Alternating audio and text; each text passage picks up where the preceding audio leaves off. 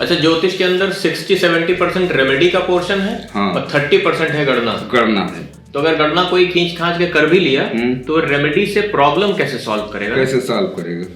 और जब तक कोई समस्या का समाधान नहीं होगा तो वो चाहे डॉक्टर हो या एस्ट्रोलॉजर हो, बेकार है। बेकार है। अच्छा, आपके हिसाब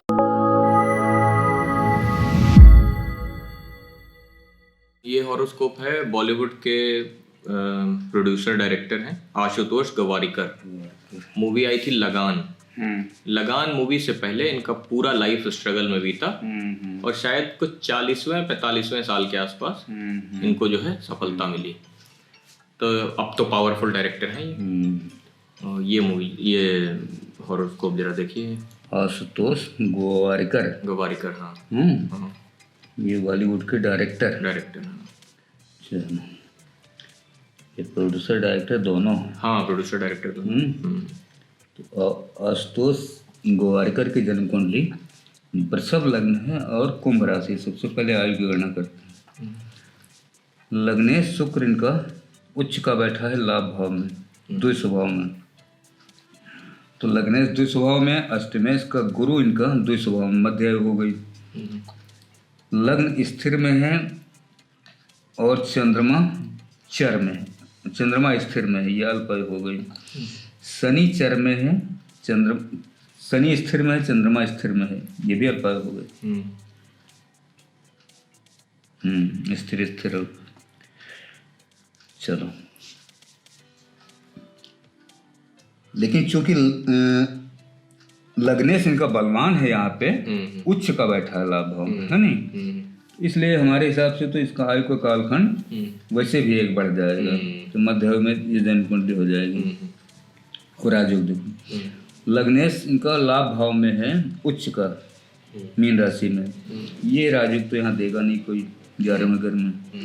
पंचमेश का बुध इनका 9वें घर में आ गया भाग्य भाव में, और ये बुध यहाँ नीचा राशि है, मीन राशि का इसकी नीच राशि है, और 2 राशि पीछे बैठा है मकर में। ये भी यहाँ कोई राजयोग नहीं देगा। नवमेश का शनि इनका 10म में आ गया। ये वृषभ लग्न का सबसे बड़ा राजयोग है। तो ये एक शनि का राजयोग इनको मिलेगा, है ना, स्वग्रही है कुंभ राशि में। तो एक राजयोग इनको ये मिला। चतुर्थेश का सूर्य इनका अपने साथ में बैठा है। सूर्य यहाँ उच्चाभिलाषी मेष इसकी उच्च राशि है, और 3 राशि पीछे कुंभ में बैठा है। तो ये यहाँ राजयोग नहीं बनाएगा, लेकिन चौथे घर को बलवान करेगा, यानी प्रसिद्धि इनको देगा अपने कामों में। सप्तमेश का मंगल इनका यहाँ पे आ गया नीचा अभिलाषी, कर्क इसकी नीच राशि है, और 5 राशि पीछे कुंभ में बैठा है। तो ये राजयोग तो नहीं बनाएगा। यहाँ पे दशमेश का शनि इनका 10वें घर में बैठा, तो ये 9 से राजयोग बन ही गया। तो कुल मिलाकर के एक राजयोग है जन्म कुंडली में। अच्छा, इसमें ये सूर्य, अच्छा ये लेकिन उसका ठीक है, नहीं ठीक। अब इस पूरे कैरियर पे राहु की 9वीं दृष्टि है। 1 2 3 4 5 7 8 9। राहु सेकंड हाउस का बहुत खराब होता है, मार्केट। हाँ, दूसरा 7वां 8वां 12वां, ये 3-4 घर इनके राहु के बहुत बेकार होते हैं। तो अब चलो धन भाव की स्थिति देखो। धन भाव का मालिक इनका बुध भाग्य भाव में बैठा है। ठीक है, भले ही कमजोर हो थोड़ा, लेकिन ये भाग्य से इनको धन की प्राप्ति का पूरा योग देगा ये। पत्नी भाव का मालिक मंगल इनका 10वें घर में बैठा है। शनि के साथ, सूर्य के साथ, राहु से दृष्ट है। विवाह बाधा योग है, 2 विवाह का योग है। अच्छा, हाँ, ठीक है, क्योंकि सब पाप ग्रहों में ये राहु सूर्य, मंगल जो है, सूर्य शनि और राहु सब इकट्ठे हो गए, 3 ग्रहों से इसका कॉम्बिनेशन है। तो विवाह बाधा योग है, 2 विवाह का योग है, देरी से विवाह का योग हो, इसमें से जो भी हो। पंचमेश का बुध इनका ठीक ठाक यहाँ बैठा है, किसी पाप ग्रह की कोई दृष्टि नहीं है। तो इनकी संतान तो ठीक है, वहाँ पे कोई समस्या नहीं। करियर का मालिक, हाँ, इनके करियर में ही सबसे बड़ी समस्या है। ये जो करियर में, ये तो कहो कि इस राजयोग के कारण इनका करियर चल रहा है, क्योंकि वृषभ लग्न का सबसे बड़ा राजयोग है ये शनि, अन्यथा इनका करियर शुरुआत में ही डूब गया होता। हाँ, शुरू में बहुत ही संघर्ष। ये जो कॉम्बिनेशन पूरा है ना दसम घर का, ये बताता है कि इनका करियर टोटल खत्म हो गया होता, खत्म ही हो गया था शुरुआत में ही। लेकिन इस चूंकि एक राजयोग है, ये इतना बड़ा राजयोग है कि इसने सबको अलग कर दिया है ना, और ये इनको ऊंचाई पे ले गया, और ये इनको जीवन भर सफलता देगा। अच्छा। हाँ, जब तक ये रहेंगे। बस ये है कि ये राहु शनि मंगल इनका जो कॉम्बिनेशन दसम घर में है, इसमें फ्लक्चुएशन बहुत होगा। अच्छा। उतार चढ़ाव बहुत होगा। जैसे कोई फिल्म बनेगी बहुत चलेगी, कोई फिल्म एकदम फ्लॉप कर जाएगी। तो अभी हुआ भी है, जोधा अकबर आई थी, वो अच्छी चल गई। उसके बाद अभी कोई दूसरी भी मूवी हिस्ट्री के ऊपर बनाए तो वो बेकार हो गया, अर्जुन कपूर जिसमें हीरो था। हाँ, नाम भूल गया। तो ये जो कॉम्बिनेशन बना ना, तो ये इसी तरह से उतार चढ़ाव का कॉम्बिनेशन, बहुत उतार चढ़ाव है इसमें जितना बड़ा रिस्क लिया जाएगा उसमें प्रॉब्लम आएंगे, उतने प्रॉब्लम आएंगे।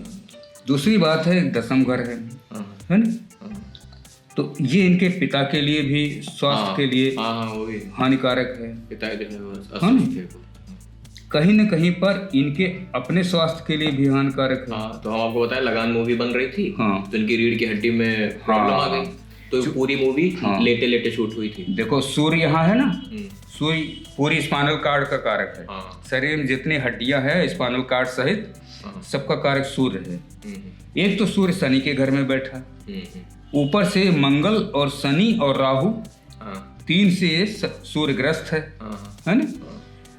ये एक तो इनको हड्डियों से संबंधित शिकायत देगा, नंबर 1। दूसरी, चंद्रमा भी यहाँ बैठ गया।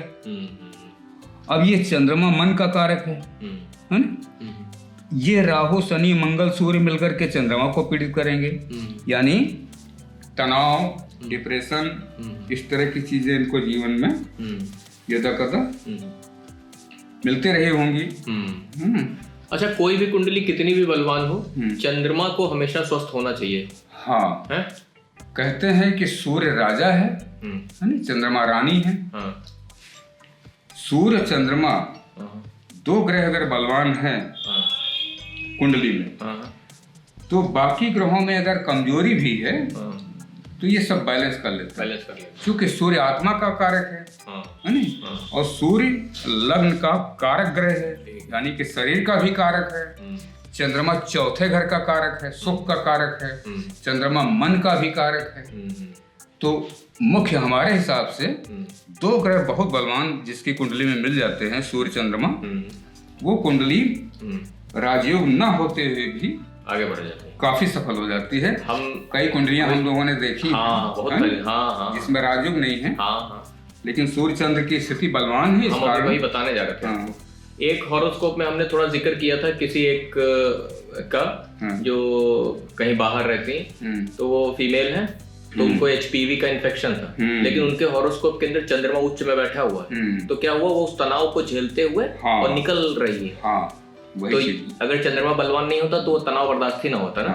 वो चीज बहुत ही मतलब ट्रिकी कैलकुलेशन होती है हॉरोस्कोप की, नहीं। तो धन भाव का मालिक भाग्य भाव है, धन भाव की स्थिति बलवान है ना। पत्नी का मालिक चौथे घर में है, हमने बता ही दिया सब कि 2 विवाह का योग, विवाह बाधा योग, देरी से विवाह का योग, जो भी इसमें से हो। संतान भाव का मालिक ठीक है, संतानें इनकी ठीक होंगी, अच्छी होंगी, इसमें कोई समस्या नहीं है। करियर इनका ठीक है, उतार चढ़ाव वाला करियर जैसे हमने बताया अभी, बाकी ठीक है बाकी। अच्छा, एक चीज बताइए कि जैसे मान लीजिए किसी को भाग्य से, अब किसी इंसान का भाग्य अच्छा रहा हो और उसको आत्मज्ञानी व्यक्ति से मुलाकात हो जाए, उसके बाद आत्मज्ञानी व्यक्ति से उसको वो मिल जाए क्रियाएं, लेकिन वो उस क्रिया को न कर रहा हो, तो इस बारे में कुछ बताइए जरा, कुछ जो आपको लग रहा हो। देखो, इस बारे में गीता स्पष्ट करती है। क्या? गीता में अर्जुन ने एक प्रश्न किया था भगवान श्री कृष्ण से कि मान लीजिए कि कोई अपने गुरु के पास गया, तत्वदर्शी महापुरुष के पास, ठीक है, ज्ञान ले लिया, ठीक है, बोध भी हो गया, लेकिन जिस तरह से गुरु ने आदेश किया था, हाँ, इस नियम से इसको करो, इसका पालन करो, हाँ, वो उसको अपने गुरु के नियमों का पूर्णतया पालन नहीं कर पाया जीवन में, ठीक है, तो क्या होगा? ऐसे व्यक्ति का हाँ, भविष्य क्या होगा? अच्छा, ये अर्जुन ने पूछा? अर्जुन ने पूछा। अरे इसीलिए हम कहते हैं गीता में बहुत सारे प्रश्नों के उत्तर, बल्कि सब प्रश्नों के उत्तर है। अच्छा, गीता को वेदों का सार कहा गया। वो दरअसल एक आत्मज्ञानी और उसके हाँ, स्टूडेंट के बीच की बातचीत है। तो भगवान श्री कृष्ण ने कहा कि ऐसे महापुरुषों को, मतलब ऐसे आत्माओं को मैं ज्ञानियों के घर में पुनः उत्पन्न करता हूँ। अच्छा, यानी एक तरह से दूसरे जीवन में मनुष्य होने की गारंटी वो भी ज्ञानियों के घर में, अच्छा, ताकि ये जहां तक इसकी यात्रा हो चुकी है, है ना, अभ्यास के द्वारा ये उससे आगे की यात्रा कर ले, करके अपने जीवन को मुक्त कर सके। अच्छा, अच्छा, ये चीज है। लेकिन ये हम क्या सोच रहे थे कि अगर किसी को सच्चा तत्वदर्शी महापुरुष मिल जाए भाग्य से और उसको क्रिया भी मिल जाए, तो उसको तो कर लेना चाहिए ना क्रिया। हाँ, लेकिन दरअसल होता यह है कि बहुत सारे लोग तो आजकल अंधविश्वासों में फंसे रहते हैं। बहुत सारे लोग ज्ञान को एक तरह का वो समझते हैं कि एक सनातन में एक परंपरा है, नहीं? हाँ, हो जाना चाहिए। हाँ, मुक्ति, ज्ञान हो जाएगा तो मुक्ति मिल जाएगी, एक मान्यता है। जैसे एक सनातन धर्म में मान्यता है तीर्थ में नहा लोगे तो मुक्ति मिल जाएगी, गंगा जी में नहा लेंगे तो मुक्ति मिल जाएगी। हाँ, तो उस तरह की एक भ्रांति, मतलब मान्यता है, लेकिन ऐसा है नहीं। एक्चुअल में गीता में जब बिल्कुल स्पष्ट कर दिया गया है कि ज्ञान क्या है, तुम्हारे लिए इसका क्या उपयोग है नहीं? ऐसा नहीं है कि ज्ञान केवल किसी को मुक्त ही कराएगा, किसी आत्मा को। ज्ञान तुम्हारे लौकिक जीवन में भी तुम्हारी उतनी ही सहायता करेगा जितना मुक्ति में। क्योंकि यदि ऐसा न होता तो एटम बम का साइंटिस्ट गीता को पढ़ करके, करेक्ट बात बोली, उसने एक प्रेरणा ली थी कि जहाँ पे भगवान श्री कृष्ण ने कहा कि अर्जुन, मेरे जो दिव्य शरीर है उसकी एक एक रोम से करोड़ों सूर्यों का प्रकाश निकलता है। ठीक बात, ठीक है ना? इस श्लोक पे उसको आश्चर्य हुआ कि ऐसा कैसे हो सकता है। यानी कोई सुपर पावर ऐसी है कि जिसके एक एक रोम से करोड़ों सूर्यों का प्रकाश निकलता है, यानी करोड़ों सूर्यों की ऊर्जा जिसके एक एक रोम में है। सही। तो उनको ये कॉन्सेप्ट मिला कि एटम बम है ना, कि जो कॉन्सेप्ट है वो आई कहां से यथार्थ। तो उनको गीता से ये कॉन्सेप्ट मिला कि अगर यहाँ तो एक सूर्य है ना सोलर सिस्टम में, गैलेक्सी ब्रह्मांड में तो कितने होंगे पता नहीं, लेकिन जिसको देखा है लोगों ने, साइंटिस्टों ने, वो तो एक ही सूर्य है सोलर सिस्टम में।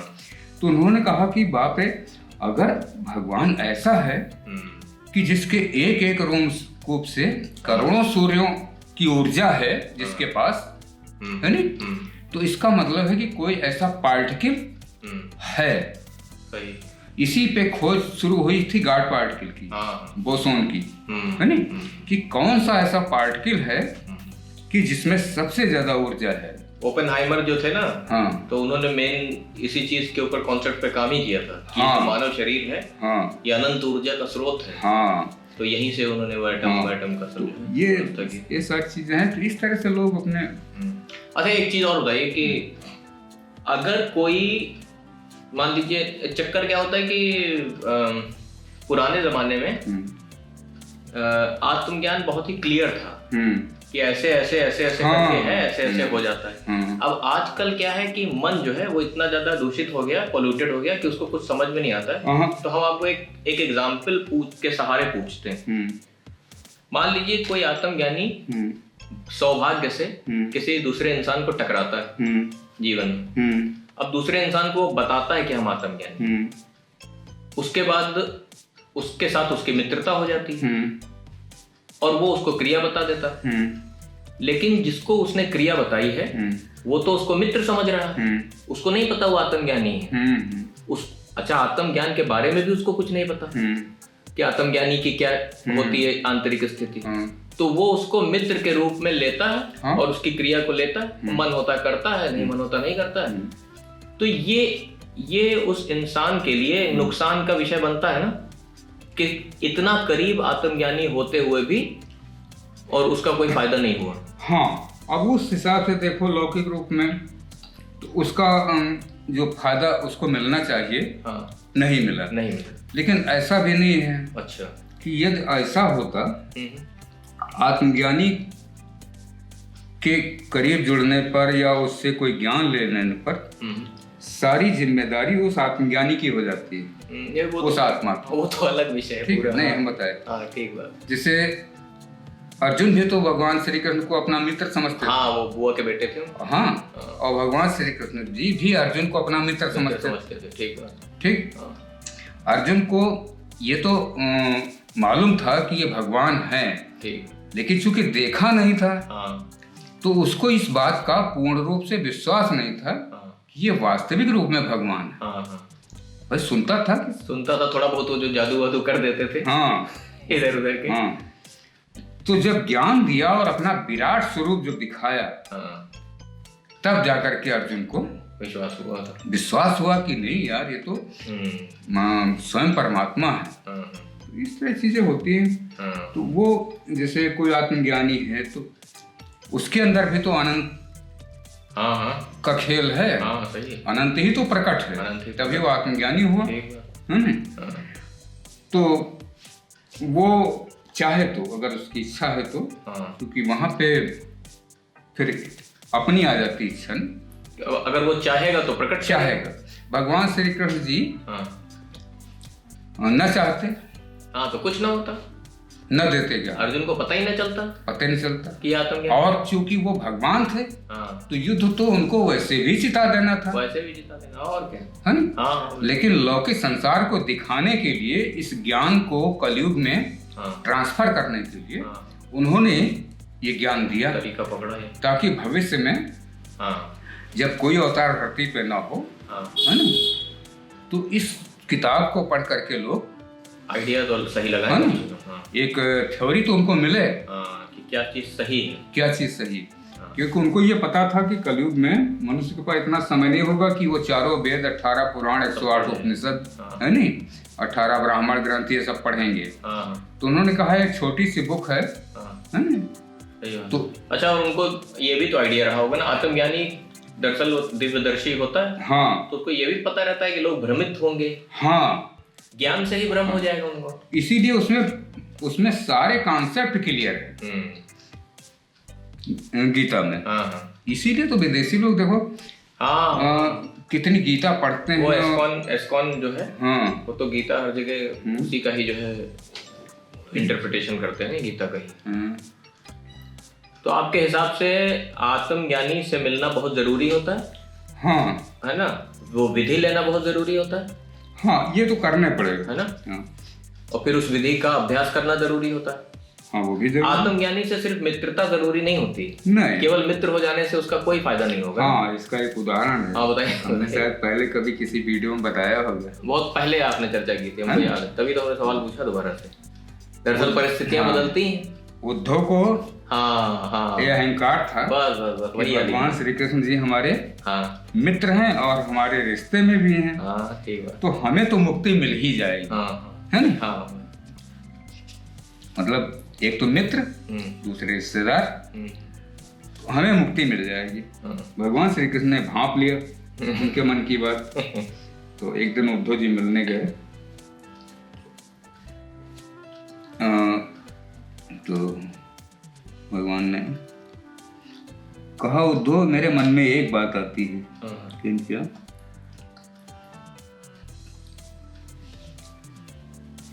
कहीं भगवान श्री कृष्ण ने अपने पर नहीं दिया। भगवान श्री कृष्ण ने कहा, मैंने शास्त्रों में पढ़ा है कि मुक्ति के लिए किसी गुरु से ज्ञान लेकर के उसका अभ्यास करना जरूरी है ना? ऐसे मुक्ति नहीं मिल सकती किसी भी आत्मा को, है ना? तो वो थोड़ा सा चौकन्ने हुए, कहीं मामला क्या है? तो कहा उद्धव देखो एक काम करो, तुम्हें मैं ज्ञान देता हूँ, है ना? जा करके बद्रीनाथ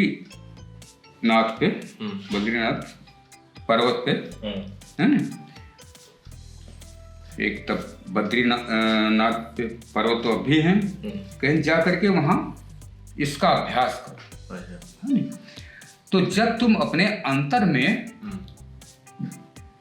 अपनी आत्मा को, परमात्मा का अनुभव करोगे, उसके बाद ही तुम्हारी मुक्ति संभव होगी, अन्यथा काल चक्र में फंसे रहोगे। तो उन्होंने वैसा ही किया। गए 6 महीने उन्होंने अभ्यास किया और अंतर में सारा उनको भेद अनुभव मिल गया, आत्मा का, परमात्मा का। वहीं अंतर में ही उन्होंने देखा कि वैसे तो वो ये मानते थे कि ये भगवान है, लेकिन वही अर्जुन वाली बात है ना, जब तक किसी चीज का अनुभव ना हो, तो तब उन्होंने जब भगवान श्री कृष्ण जी को परम धाम में देखा अपने ध्यान में कि वहां विराजमान है राधा जी के साथ, तो क्लियर हो गया। फिर लौट करके आए तो उन्होंने कहा कि हमने ऐसा ऐसा देखा जो बताया अपना। तो भगवान ने कहा कि अब तुम मुक्त हो गए, है ना? अब तुम मुझे मित्र मानो, गुरु मानो न मानो, रिश्तेदार मानो न मानो, इससे फर्क नहीं पड़ता। मेरा और तुम्हारा जो नाता है ये आत्मा और परमात्मा का है, एक बात है ना? तो इस तरह से चीजें, सारी चीजें मेटाफर में कही गई हैं। हाँ, सीधे नहीं कही गई ना, सीधे नहीं कही गई। तो हमको ऐसा लगता है सीधे ये क्यों नहीं कही गई, ताकि सिर्फ जो डिजर्व करता है उसको मिले। हाँ, वरना हर आदमी समझने लग जाएगा। हाँ, नहीं, क्रियाएं तो काफी हद तक ओपन कर दी। क्रियाएं तो पब्लिकली हैं, गीता में भी ओपन कर दी। गीता में भी क्लियर है। हाँ, एक क्रिया तो बुद्ध ने भी पब्लिक कर दी थी। हाँ, एक क्रिया बुद्ध ने पब्लिक की। आचार्य रजनीश ने बहुत सारी क्रियाएं ओपन कर दी, लेकिन उन ओपन क्रियाओं से पब्लिक का कोई फायदा नहीं, उससे कोई फायदा नहीं निकलेगा। क्योंकि जब तक उस क्रिया का जानकार तुम्हें नहीं मिलेगा, जो उसका अभ्यास कर चुका हो या करता हो और उसने अनुभव किया हो, चाहे जितना अनुभव किया हो, इसका फर्क नहीं पड़ता, है ना? जहां तक वो गया है वहां तक ले जाएगा, वहां तक का रास्ता दिखा देगा, बस। भाई कोई दिल्ली तक गया है तो दिल्ली तक का रास्ता तुम्हें बता देगा, दिखा देगा, है ना? हर स्टेशन की जानकारी दे देगा। कोई मान लो दिल्ली से आगे मुंबई तक गया है तो मुंबई का रास्ता तुम्हें दिखा देगा, उसका गाइडेंस कर देगा कि देखो ये यहाँ है, ऐसे ऐसे जाना है, ऐसे स्टेशन है। तो ये चीज है, तो सही है, ठीक है बेटा। अंतर श्रृंगार की वियोग से संयोग की यात्रा में जो संचारी भाव चलता है वो अनाहत चक्र पर चोट करता है, उसे खोलकर मुक्त कर देता है। स्नायु तंत्र सजीव होकर ब्रह्मांड यानी पंचम तत्व में विलीन होने के लिए तत्पर हो जाता है। ये शरीर में यह प्रक्रिया घटित होती है वो तत्काल अशरीरी हो जाता है। जो शरीर इस शरीर को देखता है वो शरीर अशरीरी की यात्रा में जाने को उमड़ने लगता है। ब्रह्मांड की आदि शक्ति जो मोह के प्रभाव में रहती है मुक्त हो जाती है और दोनों शरीर अशरीरी में संभोग कर लेते हैं। पर यह नारायण की स्थिति नहीं है। यह घटना मन के नियंत्रण में है, इसे ज्ञानी जान नहीं सकता, क्योंकि ज्ञानी मन के द्वारा छला हुआ एक नर या नारी है जो सुषुप्तावस्था में है। उसके जागने में बहुत समय है अभी। सच्चे गुरु का इंतजार और सच्ची मेहनत की कमी। सच्चा गुरु यदि मिल भी चुका हो फिर भी सच्ची मेहनत की कमी। गुरु सिर्फ चाबी देता है, अगर ताला खोलने की यादें अब चेतन में न पड़ी हूं तो चाबी एक खिलौना मात्र है। खेलो और छोड़ दो। भटको इस ब्रह्मांड में, यही तुम्हारी नियति है। भटको